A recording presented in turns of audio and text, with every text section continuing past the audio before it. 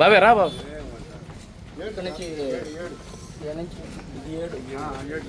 మళ్ళీ నెక్స్ట్ ఒకటో కూడా ఇది 7వ పాట. ఆయన డబ్బు ఖర్చు పెట్టకూడదు, ఇంటికి వచ్చేప్పుడు మీకు డబ్బులు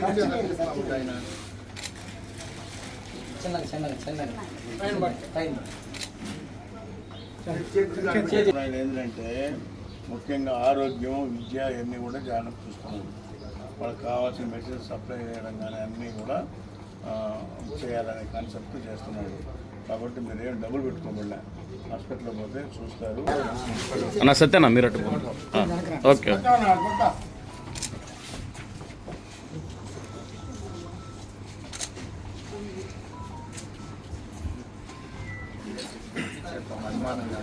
వాళ్ళ అభిమానం మనకు కాదు.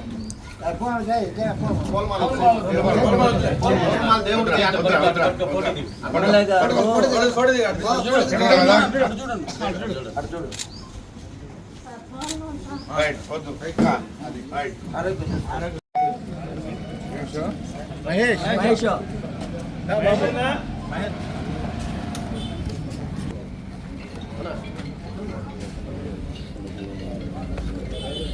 జాగ్రత్త.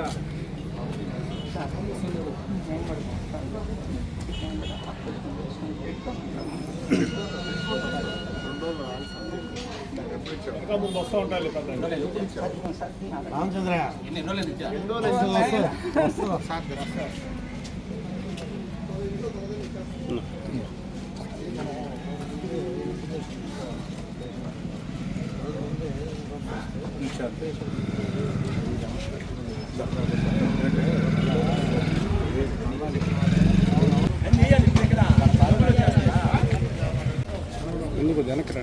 గత పాలకులు ఎవరికి కూడా అనారోగ్యం పాలైన వాళ్ళకి ఎలాంటి ముఖ్యమంత్రి సహాయ నిధి లేకుండా ఇబ్బందులు పెట్టారు.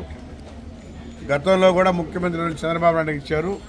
ఇప్పుడు కూడా అదేవిధంగా ఎవరైతే అనారోగ్యం పాలయ్యి హాస్పిటల్లో చూపించుకొని బిల్లులు తెచ్చితే దానికి తగ్గట్టుగా ఎమ్మెల్యే ఆఫీస్లో హెల్ప్ డిస్కౌంట్ పెట్టి తద్వారా ఆ బిల్స్ అన్నీ కూడా తీసుకొని ముఖ్యమంత్రి సహాయ నిధి తీసుకెళ్ళి ఇచ్చి చెక్కులు తెచ్చి ఇవ్వడం కూడా జరుగుతుందని చెప్పని కూడా తెలియజేస్తా ఉన్నాం.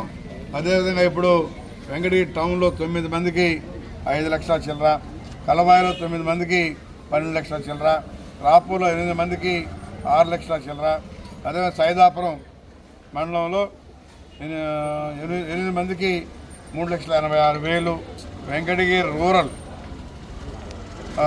నలుగురికి 2 లక్షల చిల్లర, అదేవిధంగా డక్కేలి ఒకరికి 41,000, బాలాయపల్లి ఇద్దరికి వచ్చి 63,000. ఈ విధంగా ప్రతి మండలం, వెంకటగిరి టౌన్ కానీ మున్సిపాలిటీలు కానీ అన్నీ కూడా ఇవ్వబడుతూ ఉన్నాయి. కాబట్టి అందరూ కూడా ఇప్పుడు ఈరోజు 41,33,000 రూపాయలు ఇవ్వడం జరిగింది. మళ్ళా అసెంబ్లీ అయ్యే లోపల ఇంకా 2 తూర్లు ఇస్తాం. ఎందుకంటే ఇంకా కూడా 100-150 ఉన్నాయి. అవన్నీ కూడా ప్రాసెస్లో ఉన్నాయి. అవి కూడా త్వరితగతిన తీసుకొచ్చి ప్రతి ఇంటికి చేరుస్తామని చెప్పి తెలియజేస్తాము.